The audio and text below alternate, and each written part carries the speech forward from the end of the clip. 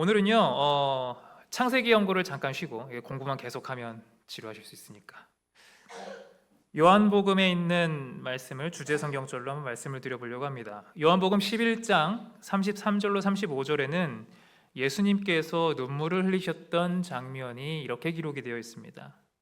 예수께서 그가 우는 것과 또 함께 온 유대인들이 우는 것을 보시고 심령에 비통히 여기시고 불쌍히 여기사 이르시되 그를 어디 두었느냐 이르되 주여 와서 보옵소서 하니 예수께서 눈물을 흘리시더라 라고 하는 말입니다. 이 요한복음 11장이 누구에 대한 얘기인지는 다 아실 겁니다. 그렇죠? 나사로를 살리셨던 이야기죠. 오늘 말씀의 제목은요, 착각 속에 사는 우리입니다. 착각 속에 사는 우리. 저도 그러면서 살지만 사람들은 많은 착각 속에서, 이런저런 착각 속에서 삽니다. 자기가 제일 잘난 줄 알고 사는 사람 착각이고요. 내가 제일 잘생긴 줄 알고 사는 사람 착각이고요. 좋은 착각도 있고 어떤 것들은 엉뚱한 착각도 있고 그렇습니다. 그런데 그런 것들은 괜찮아요. 내가 잘생긴 줄 알고 사는 거야. 자기 만족이니까. 그렇게 만족하면서 살면은 나쁠 거 없죠. 내가 예쁜 줄 알고 사는 것도 좋은 거고, 내 아내, 내 남편이 최고라고 착각하고 사는 것도 좋은 겁니다. 실제로 좋은 거고요. 하지만 문제는 뭐냐면요, 우리 삶에 정말 치명적인 잘못된 결과를 가져오게 되는 착각을 할 때는 그건 문제입니다. 여러분, 하나님께서 사람을 창조하셨죠. 사람을 창조하신 후에 아담과 하와를 만드시고 그 부부에게 선악을 알게 하는 나무는 먹지 말아라 라고 말씀하셨습니다. 왜요? 그 열매를 먹으면 어떻게 된다? 정령 죽으리라. 그냥 죽을 것이다 않았고 정령 죽을 것이다 하셨습니다. 근데 여러분, 하나님께서 하신 이 말씀, 정령 죽을 것이다, 이거 창세기 2장 17절에 있는 이 말씀, 하나님께서 하신 협박일까요? 아닐까요? 너 먹으면 죽어. 혹시 이거를 협박이라고 느끼시는 분 계신가요? 왜 안 느끼시죠? 너 죽어인데. 예를 들면 이런 거죠. 제가 갓난아기한테 이제 말을 막 알고 있는 애한테 이제 말을 막 통하는, 근데 이거 먹으면 너 분명히 죽는다 이렇게 말했다면 이게 협박이에요? 아니에요? 협박이에요? 이게 협박이 됩니까? 제 말이 협박이 되려면 죽는 게 뭔지 알아야 돼요? 몰라도 돼요? 알아야 돼요. 그래야 그게 협박이 돼요. 그게 통하죠. 애가 죽는 걸 알아요? 몰라요? 모르니까 이건 협박이 돼요? 안 돼요? 안 돼요. 얘가 알아듣지도 못하는 말 하라는 거예요. 얘는 뭔 소린지 몰라요. 협박이 성립이 안 되는 말이에요. 그 아기가 죽는 게 이런 거구나, 죽는 게 무서운 거고 이런 걸 좀 알아야 너 죽을래? 이랬을 때 이게 무서워지는 거예요. 협박이 되는 거죠. 여러분, 하나님의 말씀을 들었던 이 창세기 2장 17절에 하나님의 말씀을 들었던 당시에 아담과 하와 이 부부는요, 아주 순결한 상태였어요. 죄를 짓지 않은 상태였기 때문에 당연히 죽음이라는 것도 경험하지 못했어요. 죽음이 뭔지를 알아요? 몰라요? 몰라요. 본 적이 없거든요. 따라서 이 말씀은, 하나님께서 하신 말씀은요, 협박이 될 수 없었어요. 이건 협박이 아니에요. 우리가 다 아시는 것처럼, 느끼는 것처럼 협박이 아니라 분명히 이루어질 사실에 대한 선언이었죠. 이렇게 될 거라고 하는 확실한 선언이었죠. 뱀을 이용한 사단이 여자에게, 하와에게 이 선악을 알게 하는 나무의 열매를 먹어도 너는 어떻게 될 거다? 반대 말을 했습니다. 결코 죽지 않을 거다라고 말했습니다. 그리고 그 여자가 그 열매를 먹었고요, 사랑하는 남편에게도 갖다 줬습니다. 질문을 하나 드리겠습니다. 하와가 선악을 알게 하는 나무 열매를 먹고 여러분 즉시 죽었나요? 안 죽었나요? 즉시 죽었나요? 안 죽었나요? 안 죽었습니다. 네. 아담은 930살을 살았습니다. 하와가 언제 죽었는지는 기록이 되어 있지 않고요. 하와도 아담도 이걸 먹은 즉시 죽지 않았습니다. 그렇다면 반드시 죽으리라 라고 하셨던 하나님의 이 말씀, 정령 죽으리라 하셨던 이 말씀의 의미는 어디 있는 걸까요? 하나님께서 사람이 오랜 후에, 원래는 영원히 살아야 되지만 오랜 시간이 지난 뒤에 죽을 거야 라는 말씀의 의미로 말씀하신 걸까요? 대부분 그렇게 이해하지 않으세요? 결국은 죽었잖아 라고 말이죠. 여러분, 요한계시록 3장 1절에 보면 7교회 중에 사대교회에 대한 이야기가 나옵니다. 이 사대교회는 사도 요한 당시 7교회, 소아시아에 있었던 7교회 중 하나였는데요, 미래에 적용될 예언의 말씀이 기록되어 있었습니다. 하나님의 7영과 7별을 가진 이가 이르시되 내가 너의 행위를 아노니 네가 살았다 하는 이름은 가졌으나 뭐다? 죽은 자로다 라는 말씀이요. 이것은 그 당시 역사적 사실을 이야기하는 것과 동시에 말씀드린 대로 미래에 대한 예언입니다. 자, 그러면 여러분, 예수님께서 주신 이 말씀은 살아있는 자에게 한 말씀인 겁니까? 아니면 죽은 자에게 한 말씀인 겁니까? 네? 정답입니다. 네가 살았다 하는 이름은 가졌지만 결국은 뭐란 얘기예요? 죽은 자란 얘기예요. 이것은 죽은 사람에게 한 말입니다. 그렇다면 이런 거죠. 제가 어떤 사람에게 너 행동을 내가 아는데 네가 살았다라고 하는 이름은 가졌는데 실상은 죽은 거야, 이렇게 말했다고 한다면 이건 죽은 사람한테 한 거죠. 그런데 이 말을 들은 사람은 살아있어요, 죽어있어요? 헷갈려요. 이거 지금 죽었다 살았다 지금. 말을 들으려면 살아있어야 되겠고. 산 사람한테 한 말이에요. 들은 사람은 살아있는 사람한테 한 거잖아요. 헷갈리시죠? 내가 지금 죽은 사람인지 산 사람인지. 여러분, 예수님께서 말씀하신 요한계시록이 3장 1절의 의미가 뭘까? 이걸 알아야 됩니다. 산 사람도 그들의 행위에 따라서 예수님 눈에는 죽은 자가 될 수 있다라는 뜻입니다. 산 사람도 죽은 자가 될 수 있다.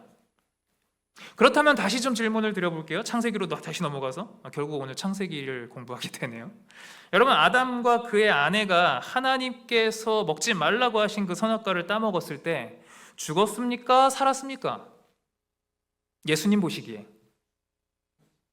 네, 이제 좀 계시록이랑 연결이 되니까 그죠? 죽었습니다. 더 정확히 말하자면 살아있는 것처럼 보였지만 죽은 것입니다. 살아있는 것처럼 보였지만 죽은 것입니다. 이게 더 정확한 표현이죠. 여러분, 이게 바로 삶과 죽음에 대한 성경적인 관점이에요. 의학적인 관점이 아니라 성경적인 관점. 이것이 사람의 삶과 죽음에 대한 하나님의 시각이라는 것입니다. 하나님은 삶과 죽음을 이렇게 보시는 거죠. 우리의 눈에 죽은 사람은 이 호흡이 끊어져서 병원에서 사망 선고해서 완전히 그 호흡이 끊어진, 생체의 이 신호가 다 끊어진 사람을 죽은 사람이라고 말을 합니다, 사람들은. 그런데 하나님의 눈에는 죽은 사람이 우리가 생각하는 사람과 전혀 다를 수 있다는 얘기예요. 하나님께서 보시기에 죽은 사람의 기준은요, 우리 생각에는 말도 하고 뛰어다니고 분명히 살아있는데 하나님께서 보셨을 때는 그 사람이 죽은 사람일 수 있다는 것입니다. 바로 아담과 하와가 그랬던 거예요. 그리고 여기 계시록에 있는 사대 교회가 그랬다는 거예요. 그렇다면 여러분, 지금 우리는 어떨까요? 오늘날 현대의 많은 그리스도인들 가운데 모든 사람들이 살아있을까요? 이렇게 숨쉬며 살아있는데, 심장이 뛰고 하는데 우리는 나는 하나님 보시기에 살아 있을까 죽어 있을까 질문해 볼 만한 일인 것입니다. 이 말씀은 부활에 관해서 설명하는 구절이에요. 마태복음 22장. 죽은 자의 부활을 논할진대 하나님이 너희에게 말씀하신 바 나는 아브라함의 하나님이요 이삭의 하나님이요 야곱의 하나님이라 하신 것을 읽어보지 못하였느냐. 하나님은 죽은 자의 하나님이 아니요 살아있는 자의 하나님이시라 하셨다. 여기 말씀을 보니까 하나님께서 누구의 하나님이라 그래요? 이게 세 명 이름이 나오죠. 아브라함이 나왔고요, 이삭이 나왔고요, 야곱이 나왔습니다. 여러분, 아브라함, 이삭, 야곱 죽었습니까? 살았습니까? 오늘 이거 죽었니 살았니 계속 질문해요. 아브라함, 이삭, 야곱 죽었습니까? 살았습니까? 살았다고요? 어디 살아요? 죽었어요. 이 3대는 분명히 죽었습니다. 그런데 이 구절은 하나님께서 죽은 자의 하나님이 아니요 어떤 사람의 하나님이다? 산자의 하나님이다. 여러분, 앞에 있는 것과 뒤에 있는 걸 좀 연결해서 비교해 보면, 그러면 아브라함과 이삭과 야곱은 죽은 자가 아니라 산자라는 결론이 나오게 되네요. 맞아요? 맞습니다. 누구 눈에는? 하나님의 눈에는, 이제 좀 이게 이제 머릿속에 연결이 되시는 것 같네요. 맞아요. 하나님의 눈에는 살아있는 자들이라는 얘기예요. 여러분, 산자와 죽은 자를 나누는 이 기준이 하나님과 사람, 특별히 하나님의 이 기준이 사람의 기준과 다르다는 것을 우리는 알아야 합니다. 우리는 많이 착각하는 것이죠. 살았다 말이죠. 우리 생각에 분명히 산 사람이지만 하나님 보시기엔 죽었을 수 있고요. 우리 생각에 죽었다고 생각하지만 하나님 보시기엔 이 말씀처럼 산자라고 볼 수 있는 것입니다. 여기 멋진 전투기가 있어요. 이거는 이제 전투를 위해서 싸우기 위해서 만들어진 게 아니라 공중 고개 하기 위해서, 에어쇼 하기 위해서 만들어진 비행기입니다. 옛날에 1998년도에 실제로 일어났던 일이라고 해요. 미국에 있었던 이 공중 고개 비행단에 썬더버즈라고 하는 아주 멋있는 이름의 이 비행기를 가지고 이렇게 에어쇼를 하는 팀이 있었는데, 4대의 전투기가 이런 식으로 같이 날다가 4 전투기가 한꺼번에 다 바닷속으로 추락하는 일이 일어났다고 합니다. 아니, 어떻게 4대가 한꺼번에 그렇게 들어갈 수 있을까? 그런데 이 사고 원인을 조사해 보니 비행기가 고장난 것은 아니었습니다. 그렇다고 조종사의 건강에 문제가 생긴 것도 아니었습니다. 모든 것이 정상이었어요. 사고의 원인은 착각이었습니다. 뭔 착각이었냐면, 비행기가 자동차처럼 똑바로만 나는 게 아니라 이렇게 돌면서 날아요. 고개를 버리다 보면 위아래가 바뀌죠. 근데 바다 위에서 딱 돌다 보니까 하늘도 파랗고 바다도 파래요. 그러니까 이 비행사들이 하늘과 바다를 착각해서 파란 바다를 보고 그게 파란 하늘인 줄 알고 거기를 향해 돌진하다가 바다로 그대로 들어가 버렸다는 거예요. 이거를 비행 착각이라고 한답니다. 여러 바퀴를 공중에서 고개를 버리느라고 돌다 보니까 순간 착각을 한 거예요. 이게 도시 같으면 밑에는 건물들이 있고 위에는 하늘이니까 구별이 확실히 되는데, 바다 위는 구별이 쉽지가 않다는 거예요. 이런 사고를 예비하는데 가장 중요한 게 뭔지 아십니까? 조종사의 감각? 아니에요. 철저하게 그 비행기의 계기판을 확인해야 된다는 겁니다. 계기판이 뒤집어져 있으면 그건 비행기가 뒤집어 있었다는 거예요. 그렇죠?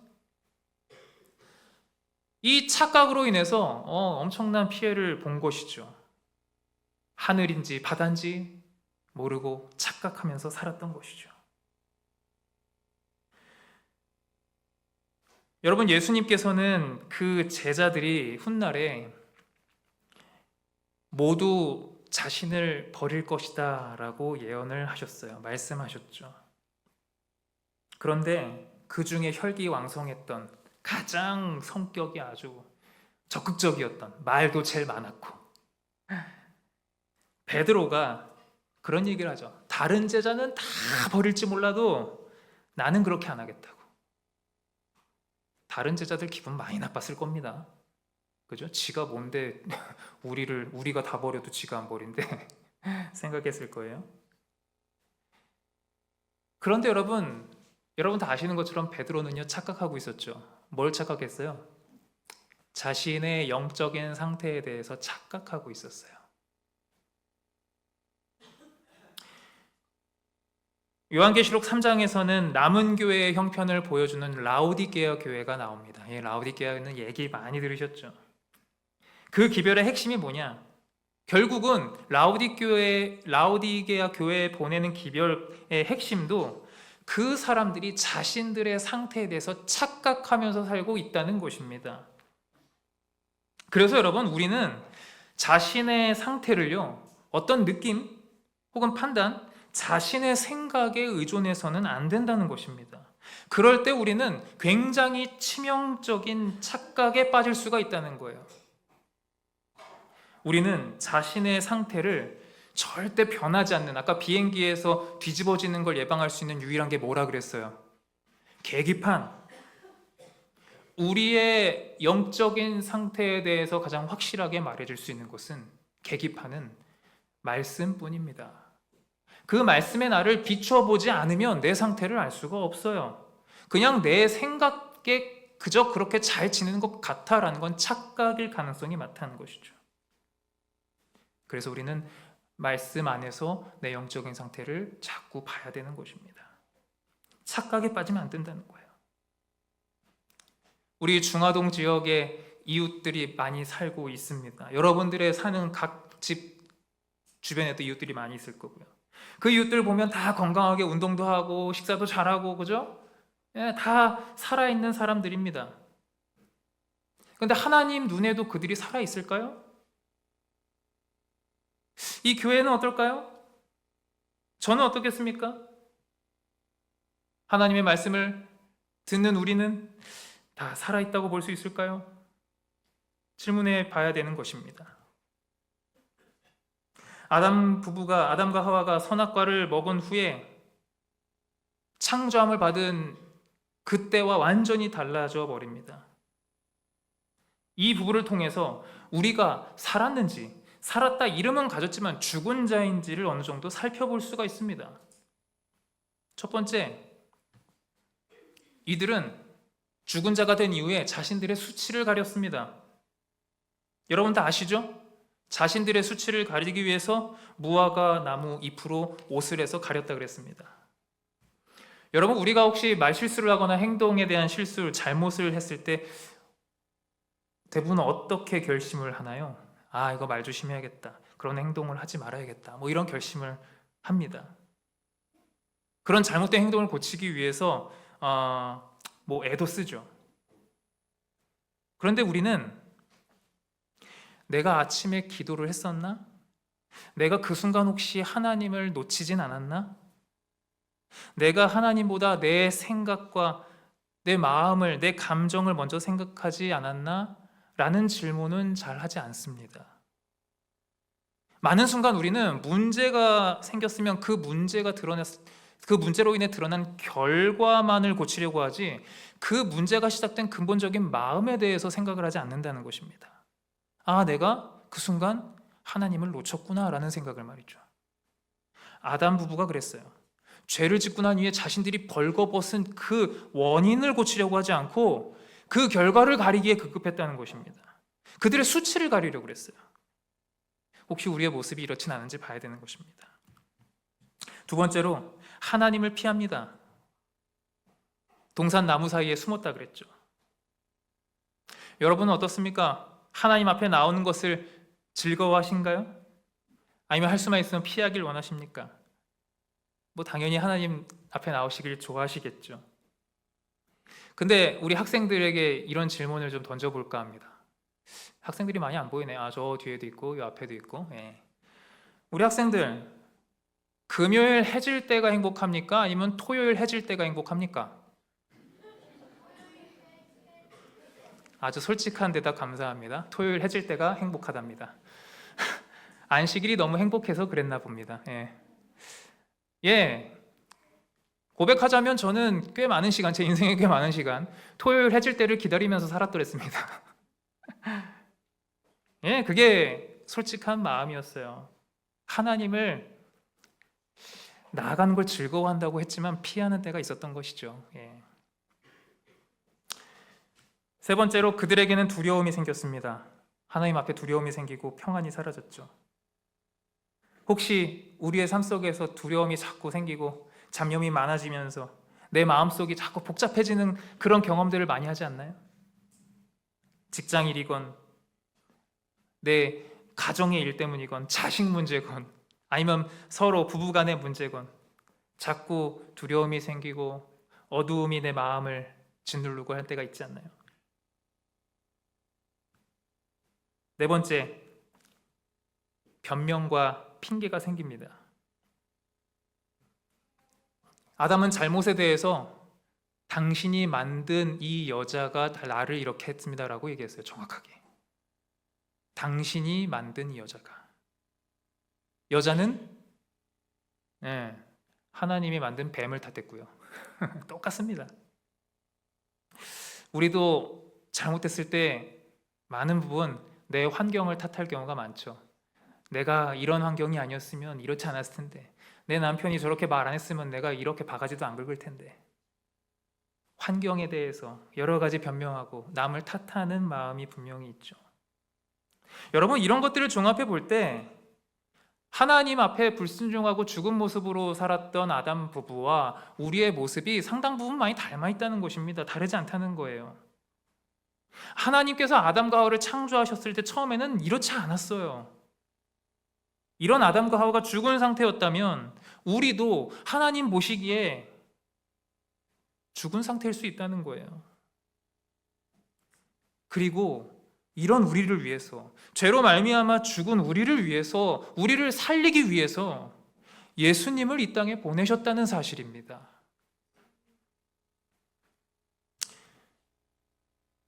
아까 읽었던 본문이에요.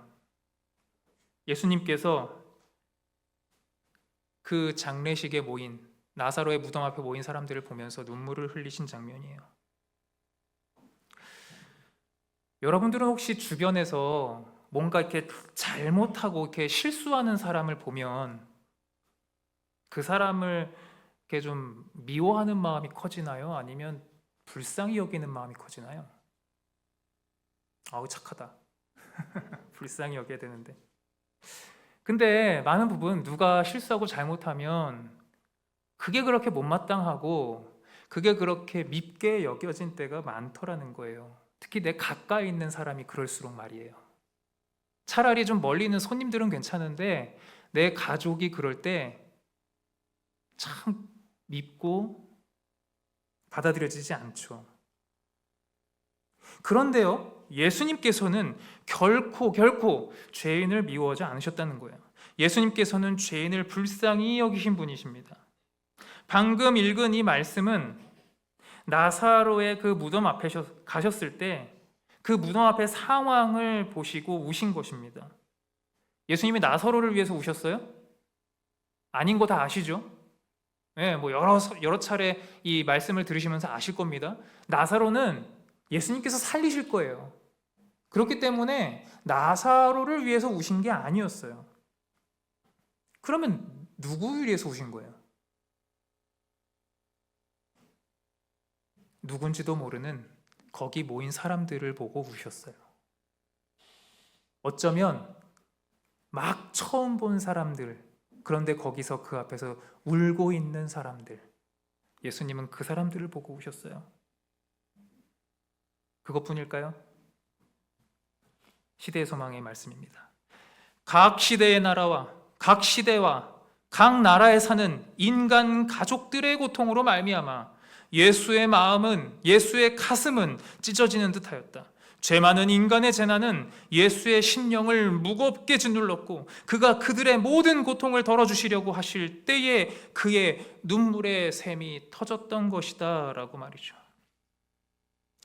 예수님께서 처음 봤지만 거기에 모인 많은 유대인 가운데 꽤 많은 사람들은 예수님을 십자가에 못 박는데 가담할 사람들이었어요. 예수님은 그걸 아셨고요. 그들이 살아있다라고 하지만 그들은 죽은 사람들이었죠. 예수님 보시기에. 자신을 십자가에 못 박는데 일조할 사람들이에요. 그런데 그 사람들을 보고 불쌍히 여기셨고 그들을 사랑하셨던 거예요.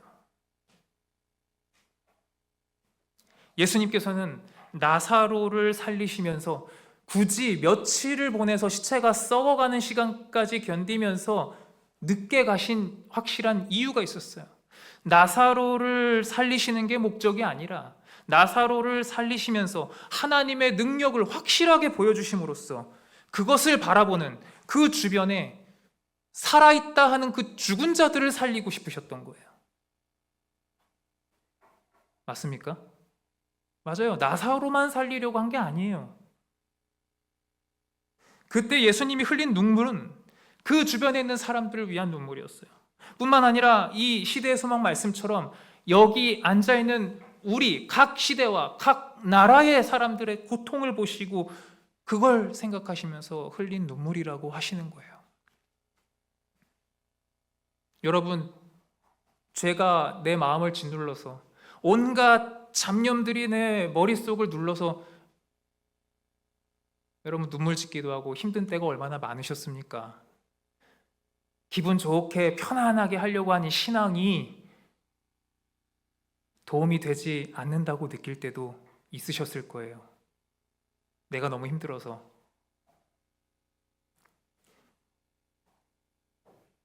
지금 이 순간 내가 겪는 그 고통을 보시고 예수님께서는 나사로의 무덤 앞에서 우셨다는 것입니다. 바로 여러분들의 그 고통을 보시고 말이죠.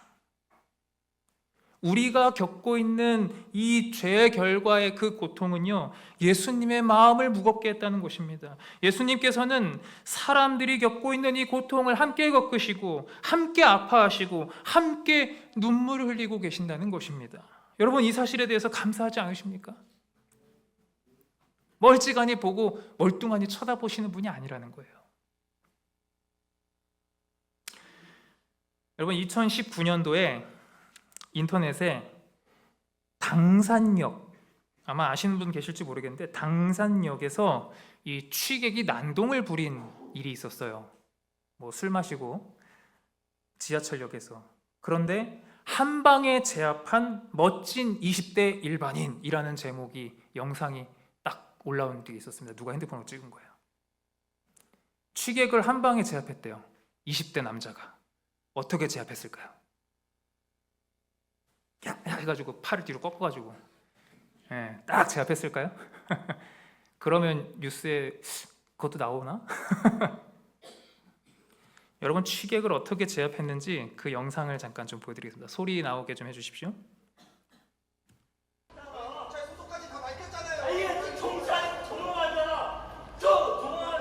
취객이 뭐가 억울한지 막 소리를 치고 있습니다. 찍으래요. 경찰은 막 힘으로 이제 억누릅니다. 이거 공무방해죄입니다 이러면서. 근데 20대 남자가 나가서 자, 한 방에 제압하는 거 보십시오.